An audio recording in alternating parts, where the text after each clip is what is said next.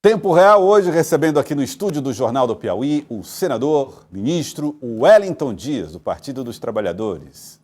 Ministro, seja muito bem-vindo, boa tarde. Olha, boa tarde. Vê que eu estou hoje em trajes de trabalhador. Mas parabéns aqui a trabalhadoras e trabalhadores do meu Piauí, aqui em nome de vocês aqui, que estão trabalhando no Dia do Trabalhador. Dia do Trabalhador, estamos aqui. E eu sei que muita gente nessa data também trabalhando. Primeiro, um prazer muito grande, estava com saudade aqui. Pois é, um prazer recebê-lo, ministro. Que bom. Prazer todo nosso. Bom, o senhor ocupa, desde o início da gestão de Lula, o Ministério do Desenvolvimento Social, com ações que estão direto na ponta, atendendo a população brasileira.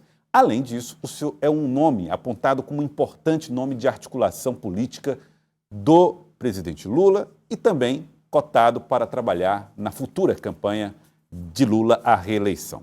Diante disso, o olhar do senhor, da posição em que está, é fundamental para nós entendermos esse momento do Brasil. Essa semana, acompanhamos a recusa do Senado ao nome indicado pelo presidente Lula para composição no STF e ontem a derrota em relação à lei da anistia ou da redução de penas para aqueles que estão envolvidos lá nos atos do dia 8 de janeiro. Como é que o senhor está avaliando a relação entre governo federal e Congresso Nacional nesse momento? Olha, não posso negar, foi uma derrota, né, e lamentavelmente, né, tendo como uma das vítimas um cidadão da melhor qualidade, né, o ministro Jorge Messias, meu colega lá, ele ministro da Advocacia Geral da União, é uma pessoa preparadíssima, honesta, uma pessoa bastante, tem doutorado, tem bastante, um servidor de carreira, laços com o Piauí, né? Ou seja, ele nasceu em Pernambuco, mas como fez questão de registrar na Sabatina, não é? Das escolas do Piauí, e o mais importante, eu acho que foi uma derrota, não é, a primeira vez que acontece, né, você ter uma votação que aprova ou que não aprova, isso é normalíssimo, não é, do Senado, da Câmara, em vários lugares. Neste caso foi a primeira vez, porque qual é a lógica? Pela Constituição você tem o direito de quem é presidente de apresentar um nome para compor a alta corte do país, as várias cortes do país, e tem da parte do Congresso ali essa votação, onde, em tese, o ponto principal, ela sempre é política, porque nada passa pela Câmara e Senado que não seja política, mas na política de P maiúsculo, o centro preenche os requisitos? E a resposta é sim, tanto que foi dado pela Comissão de Constituição e Justiça. Eu estava lá após uma sabatina, já, como eu disse, assistia muitas sabatinas, nunca vi alguém de forma tão direta, firme, corajosa, não deixando nada sem responder. Você é a favor ou é contra o aborto? Sou contra o aborto, né? Não só pelo fato de ser evangélico, mas também, né, porque defendo como princípio a vida, né? Então, assim, respostas firmes. E, é claro, eu acho que tem a ver as duas votações. Eu acho que esse ambiente, Câmara, Senado, junto com o Tribunal Supremo, com o Poder Executivo, eu acho que as duas votações, elas, não é, respondem assim, como integradas. Tanto que foi um num dia e o outro no outro dia. Tá certo? Então, nós estamos falando aqui de querer anular uma coisa julgada. O presidente vetou quando foi apresentado, e vetou por quê? Por inconstitucionalidade. Você já está se referindo à PL da dosimetria. Exatamente, exatamente. Então, assim, aqui, eu acho que tem a ver com esse ambiente do Supremo que está tratando sobre emenda, está tratando investigações sobre emenda, investigações sobre Banco Master, sobre BRB, ou seja, tem o PCC, não é? Tem Agora, diante desse cenário, ministro, foi precipitada a indicação de Jorge Messias, a participação dele dentro desse contexto? Houve um erro do governo no momento da apresentação desse nome? Não, veja, nós temos uma situação que já há 150 dias tem uma cadeira vazia No STF. no STF. Não é razoável. Então, aí é uma questão de responsabilidade de quem é presidente, né, corajosamente encaminhou e escolheu, como eu disse no dia, um dos melhores brasileiros, mais preparados, correto, para representar ali para preencher aquela vaga. É claro que, se for esperar um ambiente da política, você tem problema. Agora, não era razoável esperar. Eu mesmo, confesso, votei um dia antes, fiz uma série de conversas, estive lá com... Então ela surpreendeu todos vocês? Todos, foi surpreendente. Agora, o dia seguinte, então... Claro que era apertado, a gente sabia que era uma votação apertada. Em votações muito polêmicas, recentes, do ano passado, começo deste ano, pelo menos 42 votos o governo contava. Então, a expectativa é que teríamos ali... É bom lembrar, outros ministros recentemente, 45, 47, sim. Ou seja, era um placar realmente bem apertado, mas mais de 41, que era o que precisava. Agora, ministro, há uma situação extremamente reveladora em torno dessas duas votações. Sabemos que o governo tem bancada aliada, assim, efetivamente minoritária, mas um poder de articulação que pudesse contornar essas duas importantes votações no Congresso e lá especificamente no Senado. O que faltou? O governo tem realmente falhas na articulação política com o Congresso? Bom, não posso dizer que tanto eu como estava lá, e aí se diz injustamente, tentam às vezes culpar o líder do governo, Jacques Wagner, o senador Jacques Wagner, uma pessoa experiente, né? E assim... Randolfo Rodrigues, que é senador. Todo mundo, o senador Otton, todo mundo junto ali, trabalhando, ouvindo, enfim.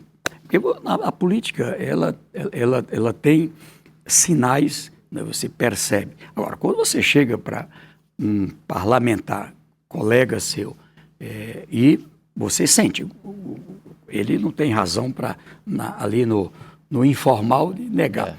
Além do Jorge Messias ter ido a todos os parlamentares, também ali se tinha essa expectativa. Na votação de ontem, eu mesmo já dizia que, já antes da votação, eu já dizia que havia uma tendência da derrubada do veto. Tanto que o presidente Davi Alcolumbre, ele retirou da votação vários dos vetos que exigia presencial para poder separar e votar só um ponto. Uhum. Foi um item só em votação. Tá? E ali, eu já sabia que nós teríamos ali, vamos dizer assim, uma maioria, os 41 votos, em favor da derrubada do veto. Bom, essa não foi surpresa para mim. Tá? Por maior que seja a razão, é possível o Congresso anular uma decisão do Judiciário? A minha resposta pela Constituição é não.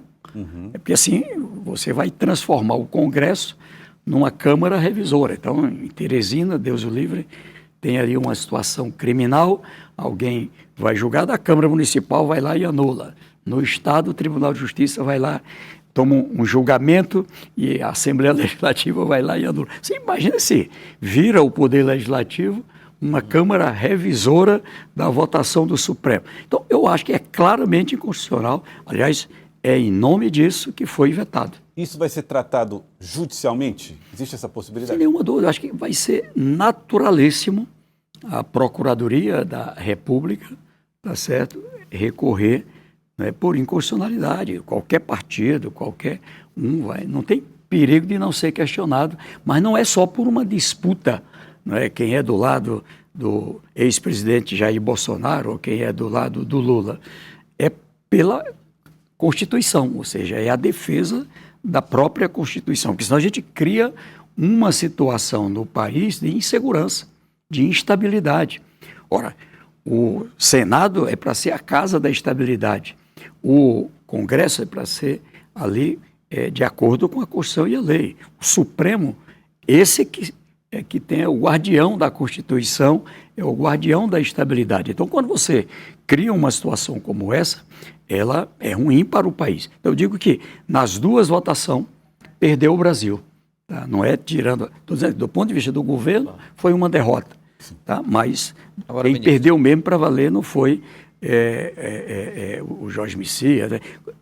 Você imagina alguém comemorar, você comemorar, quer dizer, você transformar um fato de você derrotar alguém, ali qualquer que seja a pessoa lá, a gente votou naquele dia 8 outros nomes, né? Aí alguém não consegue a maioria e ali você comemorar, festejar. Agora, ministro, uma coisa daqui para esquisita, frente, estranha. Eu acho que o tempo vai trazer respostas que ainda não temos. e nesse tempo a repercussão imediata tem sido falado aí, por exemplo, qual seria o comportamento do Planalto em relação a projeções até mesmo de comportamentos tidos como de traição à base governista. E aqui eu cito o caso de um personagem fundamental nessas duas votações, o presidente Davi Alcolumbre do Congresso e do Senado, que tem influência em ministérios, como alguns ministérios foram inclusive escolhidos com o aval direto de Davi Alcolumbre. O que pode acontecer com essa relação? Planalto, presidente do Senado.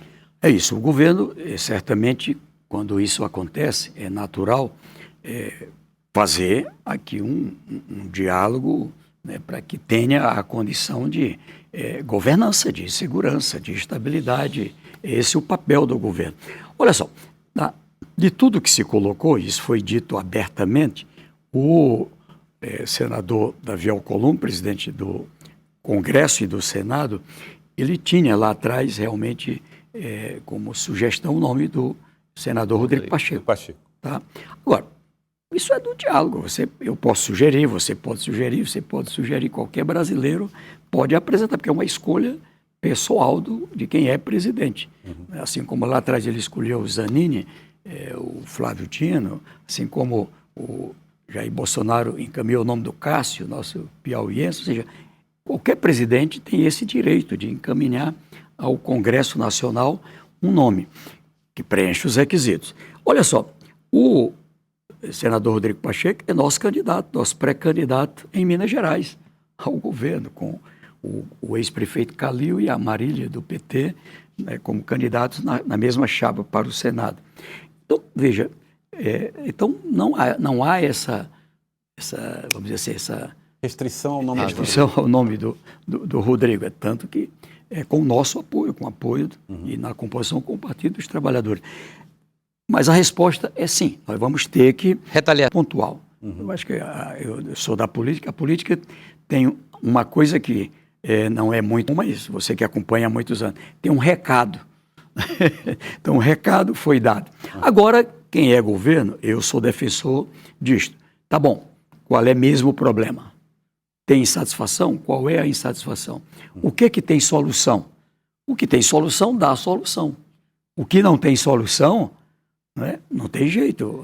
Aí... Então, o senhor vê soluções, pela maneira como o senhor está colocando, e isso afasta uma ideia que muita gente, inclusive, analisou, de que, olha, isso significa que o governo Lula acabou agora nessa reta final. Não. Vai ter dificuldade de dialogar com o Congresso.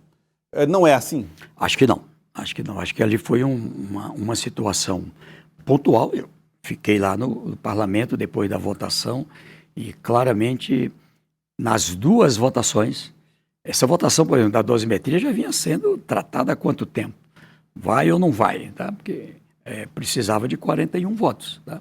Quando sentiram seguro que tinha 41, foram. Tá? Essa é a minha percepção.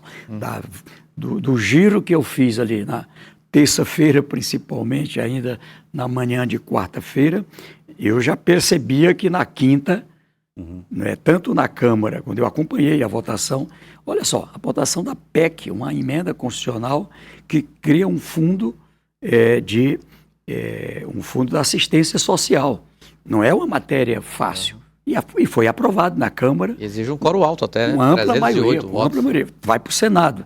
E eu estou confiante que vamos aprovar no Senado também.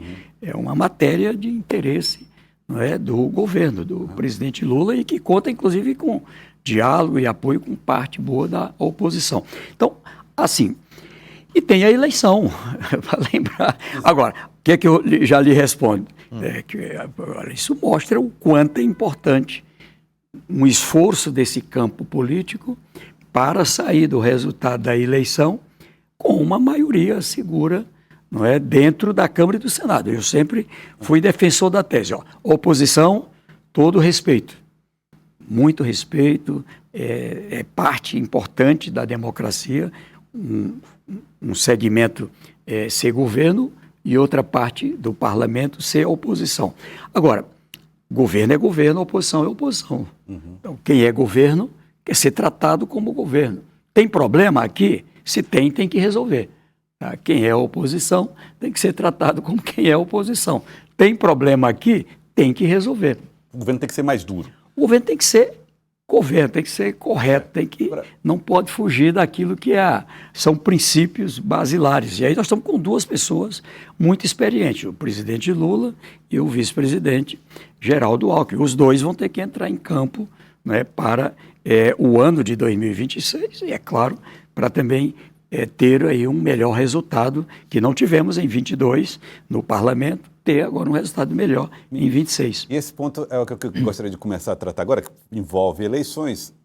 Nas eleições passadas, houve a renovação de só 1/3 do Senado. E o Senado vai ser peça-chave em todas as estratégias que se fala sobre eleições. A ocupação do Senado vai ser um momento importante. Quando o presidente Lula se elegeu, renovação de 1/3, ou seja, o palanque dele só modificaria 1/3 do Senado. Agora, uma eleição com mais força, 2/3. Serão 2 senadores por estado que serão escolhidos. E o estado do Piauí tem um dos seus senadores, um dos maiores articuladores do Progressistas, tem muita força, o senador Ciro. Como é que o senhor avalia todo esse cenário e a importância desse processo eleitoral de 2026 nessa perspectiva do Senado? Olha, é muito importante. Eu estou ajudando lá na coordenação, na medida do possível. O nosso presidente Edinho Silva, presidente do Partido dos Trabalhadores, deputado Edinho Silva, ele é quem faz a coordenação geral com os presidentes dos vários partidos que compõem a base do governo e lhe digo assim, a primeira meta, como é que a gente faz crescer a base do governo? O Nordeste tem um papel muito, muito importante nisso. Né? Como é que dos 54 que estão agora indo para a votação, como é que a gente consegue ter ali em torno de 28, 30 parlamentares desse campo político, na perspectiva de se ter ali uma maioria segura, firme, do resultado da eleição, e isso aqui é bom porque traz um compromisso de povo, e eu acho que a gente tem boa perspectiva em relação a isso. E o Piauí, o Nordeste, como eu disse, é importante, e dentro do Nordeste o Piauí. Nós queremos trabalhar para fazer, não só, se Deus quiser, ele agora é pré-candidato à reeleição, Rafael Fonteles, faz um bom mandato, bem avaliado, né, o Piauí melhorando em todas as áreas, ou seja, qual é o real sentido de um governo?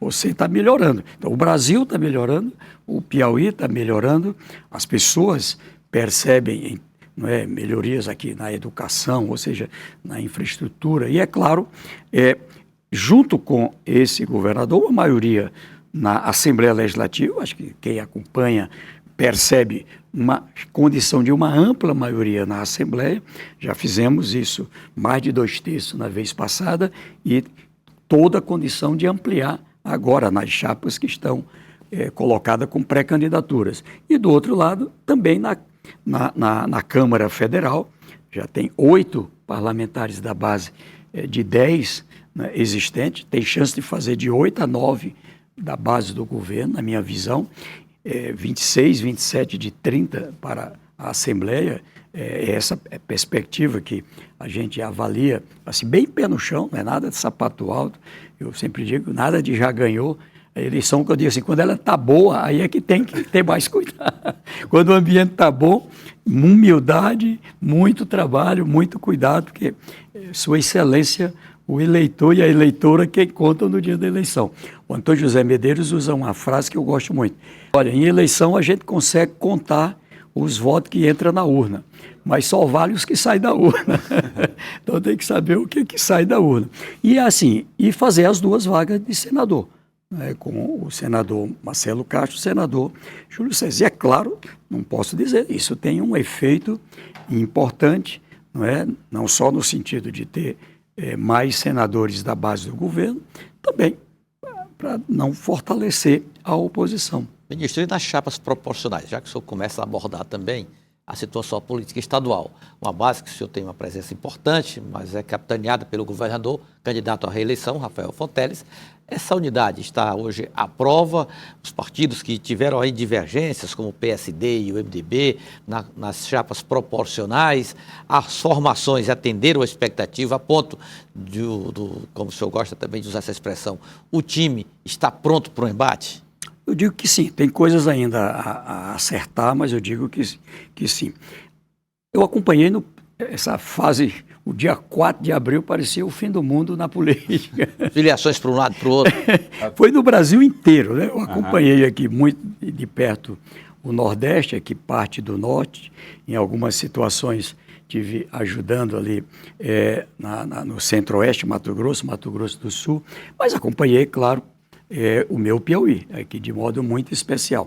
E realmente, ali naquela fase, pela regra, ela permitiu que a mudança partidária ocorresse exatamente naquela véspera dos 6 meses antes da eleição, né, do 4 de abril. A partir desse conceito, o que nós tivemos? Muitas disputas, não é que nem no futebol, né? Que era um puxando o passe do outro para lá e para cá. O resultado é que isso gerou muita tensão, muita tensão. Quando terminou, a gente fez ali um diálogo, né? Agora é hora vamos botar agora as condições o que teve de problema tem que resolver, tá? E é isso que a gente está fazendo. Já resolveu tudo? Não. O que falta resolver, ministro? Olha, a candidatura do seu filho, Vinícius, criou de alguma forma um desarranjo na chapa do PT para a Assembleia Legislativa? Para compreender, né? Todos sabem a forma como eu lido com os meus filhos. O fato de eu ser um líder da política, a Regiane também ter sido deputado, já faz muito tempo que toda eleição lembra. E eu sempre dizia, primeiro, a decisão são pessoas adultas. O Vinícius é um médico, não é bem conceituado, enfim. Inclusive, ele estava fazendo pós-graduação. A Yasmin, a minha filha, também é uma arquiteta, agora está terminando psicologia, e são pessoas autônomas, casados, enfim, pessoas adultas. Então, a decisão era sempre deles. Eu jamais forcei, como se diz, para que pudessem ser candidatos. E ele tinha dito, num dado momento, que se colocava à disposição. Ele é filiado desde 2017, ainda muito jovem, ao Partido dos Trabalhadores, e acompanhava o dia a dia, né, das campanhas. No que aconteceu ali naquela final, ali tinha desistência de candidaturas, tinha gente do PT que saía, e a gente tinha que buscar como é que completava a chapa. A partir daí é que foi pedido que o Vinícius pudesse ser candidato, e ele concordou. Ou seja, quando você tem a formação de uma chapa, você visa alcançar uma determinada quantidade de quociente eleitoral. Então, não se sabe, o deputado A vai ter 30 mil votos, o deputado B, pela eleição passada, vai tirar uns 40 mil votos. E a partir desse diagnóstico é que se viu a necessidade de ter uma candidatura em condições de não perder o espaço que o partido tem em razão da alteração de última hora. Então, ele se colocou a serviço, à disposição. Foi um ato bastante nobre, em cima da hora. Eu acompanho a eleição, o ideal é quando você consegue trabalhar mais tempo. E como ele tem dito, eu vi entrevistas dele esses dias, aliás, bem melhor do que o pai e a mãe, tá certo? Ou seja, uma pessoa bastante humilde, bastante direta, simples, e é assim que ele vai trabalhar. Ou seja, é uma eleição em que ele concorre de igual para igual. Então, assim, foi dialogado com tanto o governador Rafael, a direção do partido, através do presidente Fábio Novo e outros membros, com os próprios outros candidatos. Olha, um cuidado agora, como é que faz uma campanha, não sem prejudicar, sem alterar as campanhas outras organizadas. É um desafio que não é pequeno. Agora, você falou a respeito da sua filha, a filha do senhor, ela estava cotada para ser uma das indicadas para a disputa para suplente de senador. Isso está de pé? O senhor está acompanhando essa discussão? Então, de novo, aqui não é o Wellington Dias que chega lá, você vai ter que... Mas ele se aconselha, né? A decisão também é dela, tá certo? Na verdade, sim, nós temos um tempo daqui agora até as convenções para resolver sobre suplências do senador Marcelo Castro, sobre suplências do deputado Júlio César, enfim, mas ainda tem tempo para esse diálogo. Uhum. Senador, falando sobre o cenário majoritário, o senhor falou um pouco sobre a pré-candidatura de Rafael Fonteles ao governo do Estado. Como é que o senhor está avaliando o cenário, agora que está posto um outro nome também da oposição, além dos demais partidos, mas o principal nome da oposição, que é Joel Rodrigues. Como é que o senhor avalia agora que o cenário está praticamente definido no que diz respeito à disputa pelo governo do Estado? Olha, dentro desse momento que a gente está vivendo, né, a essa distância da eleição, 5 meses, eu sou muito cuidadoso com a avaliação dos cenários. Por isso que a humildade, o trabalho, isso aqui é algo que é essencial na política.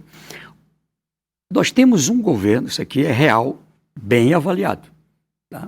Ou seja, o Piauí, a gente olha, e a população olha assim, melhorou a segurança, melhorou a educação, melhorou... Só que você elege para a Assembleia e para quem vai ser governador vice, você elege pessoas para melhorar a sua vida. Como é que eu melhoro o lugar onde eu vivo? Aqui naquela rua, o ano passado era barro, agora é calçamento. Ali agora é asfalto. Aqui não tinha energia, agora tem. Aqui não tinha uma escola boa, bem equipada, agora tem. Não tinha atendimento de média e alta complexidade na saúde, agora tem. Ou seja, isso ninguém nega, né? Tanto que ele tem, o governador Rafael tem ótima avaliação. Isso gera a chamada intenção de voto. Você precisa de um time para poder transformar essa intenção em voto. Eu tenho intenção de votar, mas isso precisa virar um ato que é só no dia da eleição, que você sai de casa, se dirige a um local para ali transformar a sua intenção em voto. E aí precisa de um bom time. A gente tem também. Ou seja, 224 municípios têm um bom palanque ali. Qual é o ponto, então? É que ela não é carreira solo. Ou seja, não é, vamos dizer assim, um artista que faz um show sozinho. Não é só o maestro, é uma orquestra. Então, essa orquestra tem que estar bem afinada. Se um instrumento desafina, vamos lá, tem que afinar essa orquestra, é a minha experiência, a minha avaliação.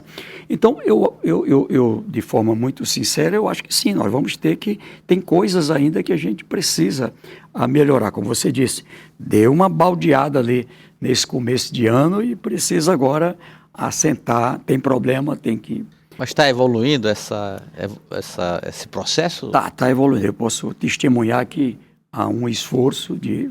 E, é claro, tem que ter um plano para a pré-campanha, um plano para a campanha, uma coordenação, ou seja, tudo isso agora é que entra em campo e vai contar. Você vai estar na coordenação da campanha? Sou otimista em relação à eleição. O Piauí, se você pega, a minha primeira vitória foi em 2002, foi ali 51%, um grande líder, o ex-governador Hugo Napoleão, foi ali bem apertada. Se você pega de 2006 para cá, foi sempre um 40-60. Tá? Um 40-60, talvez uma das maiores votações, eu fiz 63% dos votos. O Rafael foi eleito com 57%, num momento bom. Regina Souza estava como governadora, ele veio para ser governador, numa conjuntura muito complexa, não era fácil. Ali era Jair Bolsonaro, o presidente, o meu colega senador Ciro Nogueira, primeiro-ministro, eleito com a gente, tinha mudado de lado e praticamente um primeiro-ministro do governo federal, e ganhamos 57% dos votos. Tá? Hoje nós somos governo nacional, somos governo no Estado e um time bom, um governo bem avaliado, mas assim, com bastante humildade. Eu acho que não altera. A nível nacional, por dar um exemplo, é uma eleição também polarizada. O presidente Lula tem real chance de vencer? Sim. Eu acompanho lá com o pessoal do Vox Populi, que é quem faz pesquisa para a coordenação, tem até dito, por que não registra o Vox Populi para a gente levar o conhecimento da população da pesquisa? Porque hoje essa coisa de pesquisa virou um negócio de muita, infelizmente, muita falta de credibilidade, muita manipulação em muitos casos. Mas ele aparece em torno de 6%, 7% acima do Flávio Bolsonaro. O Flávio Bolsonaro realmente ocupou o espaço que antes era do Tarcísio, governador de São Paulo, o Ratinho, que também desistiu, agora o Caiado, que se coloca, o Zema, que mas não é, ou seja, ele ocupou esse espaço. Tá? É uma eleição em que a gente tem chance de vencer? Sim. É apertada? Sim. Isso é real. Aqui, na minha visão, é isso. Pode ser um pouquinho melhor do que foi na passada, de 57 e para 60, e para 61, 62, vai ser 54, 50, e fez. Mas é sempre, na minha visão, um campo. Tem um campo político não é, que valoriza o que o nosso time faz. Tá certo? Há um outro que não leva em conta e pede sempre por outra candidatura. E o Joel eu sempre brinco aqui, era uma pessoa também, assim como o Ciro, foi eleito lá atrás com a gente. O Joel foi vereador de Floriano, com meu apoio, presidente da Ciro Câmara. Foi reeleito em 2018 na chapa governista. Isso, foi, exatamente. Então é isso. São essas mudanças do mesmo campo. No cenário nacional, a votação foi muito apertada na última eleição. O senhor acredita que será assim também, bem apertado? Eu acho que melhor do que 22. O senhor acredita que melhor? Melhor que 22. 22 foi 1,8, não é? Foi 49,1 a 50, me parece 50,9, tá? 51% mais ou menos. Então foi 1,8% a diferença, 2 milhões de votos. Olha só, o Piauí deu 1 milhão de votos de maioria, metade da maioria foi o Piauí. Né? Por isso a importância do Piauí, do Nordeste. A gente faz cruzamento de várias pesquisas, né? Tanto no cruzamento CNT, Quest, com Datafolha, blá. Qual é a média disso aqui? Sempre uma maioria bem acima, variando de 3, 4 a 6, 7%. Em relação aos partidos, ministro, eu percebo que os partidos ali que ficam gravitando entre a direita e a esquerda, o centro, e aqui eu cito, republicanos, o PSD tem uma candidatura própria, aí já vai disputar a eleição com o Ronaldo Caiado. Mas tem União Brasil, Solidariedade, até mesmo progressistas que têm uma tendência de oposição aberta, clara, assumida pelo senador Ciro Nogueira, mas não tem ainda uma posição definida em relação a quem vai apoiar. O lado governista, tem o MDB também, que sempre foi aliado até do PT, né? Aposta num apoio formal dessas legendas ou vai admitir, fatiar o partido, esses partidos vão liberar os seus correligionários? Qual é a estratégia aqui? Nesse aspecto vai ser bem parecida com o 22. Né? Eu vejo lá em cima, os partidos estão liberando.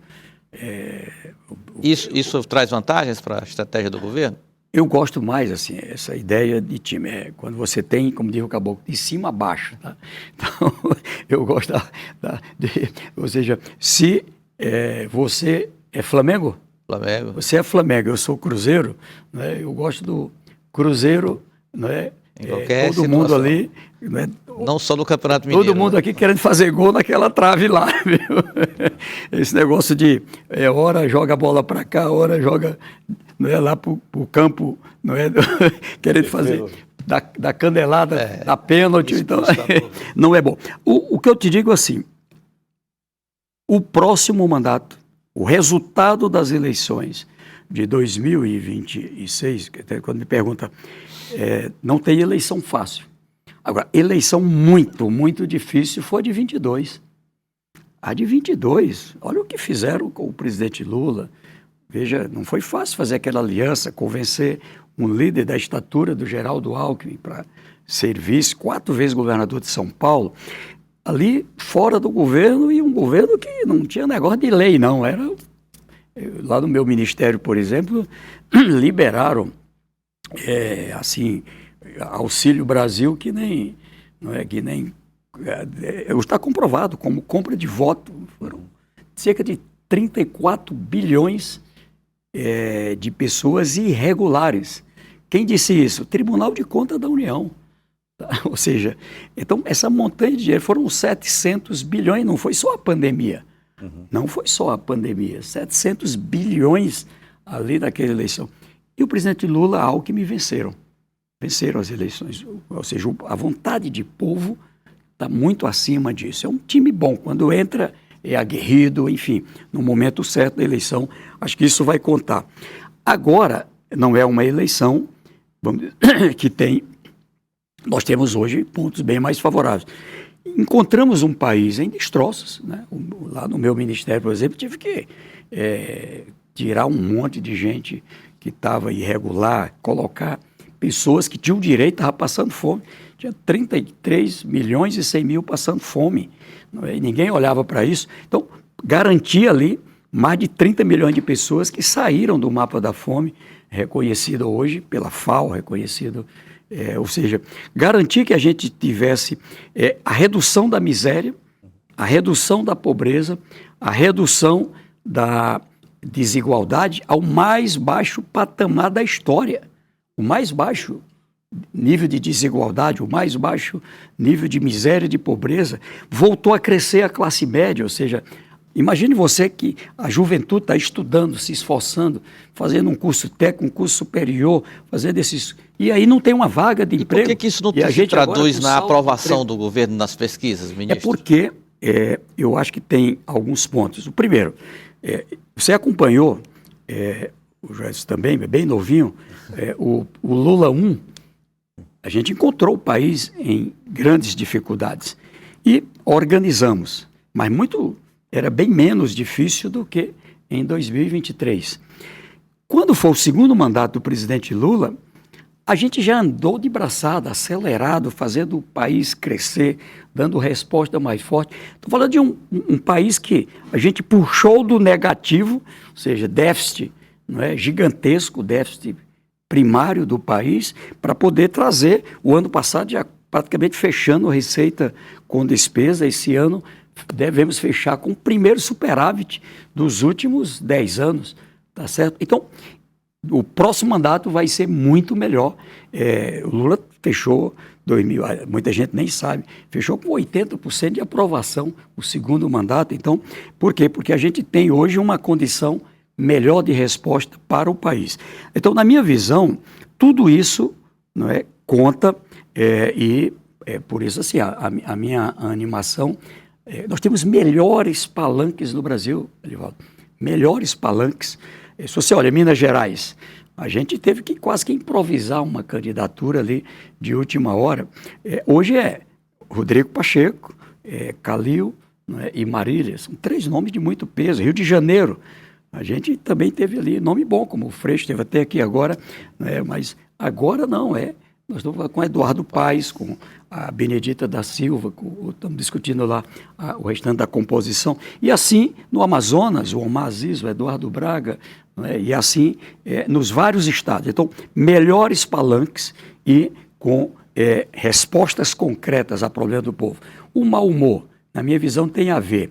Não é? Nós estamos vivendo uma situação de um mundo conectado e isso leva as pessoas a muita frustração, há muito ressentimento e ali, não, assim, nesse ponto, a gente tem perdido aqui nas redes sociais para fake, para mentira. Olha o que espalharam. Alguém como Jorge Messias, ele, assim, pode não ser uma pessoa perfeita, mas ser acusado de abortista, né?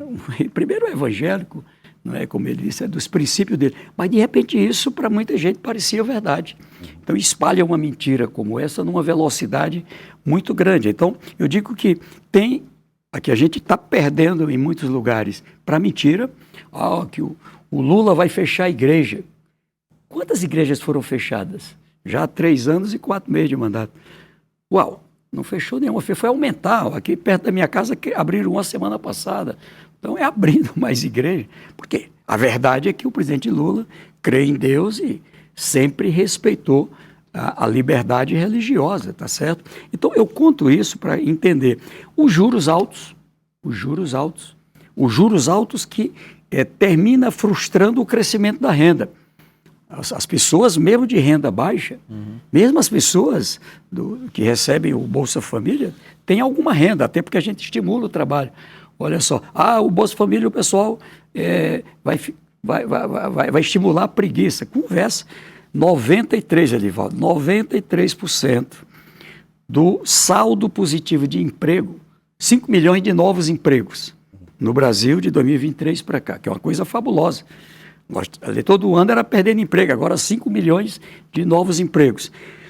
4.850.000 é o povo do Bolsa Família, do Cadastro Único. O povo quer trabalhar, quer emprego decente. Mais de 5 milhões de pequenos negócios é o povo do Cadastro Único. Ou seja, eu estou contando isso, mas essa renda de quem está indo para o trabalho, quem já estava trabalhando, quando pega lá o cartão de crédito, quando pega lá o cheque especial, quando compra no crediário, a taxa de juro é uma imoralidade muito alta. Eu tive que criar o programa lá com o presidente Lula, concordou em a gente criar o Acredita, para poder subsidiar uma parte do juro, para poder os pequenos crescerem. Era 35%, 55% de juro ao ano. Então isso não é juro, isso está entrando consórcio aí, nem os agiotas tradicionais e legais cobram desse tanto. Então eu digo que isso aqui está impactando, por isso que está sendo trabalhado um novo desenrola.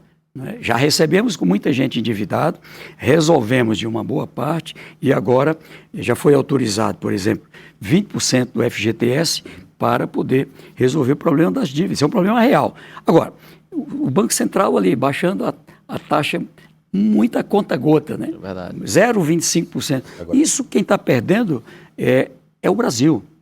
Né? O Brasil tivesse uma taxa adequada, eu estou querendo a taxa da Rússia que está em guerra. É 6% acima da inflação.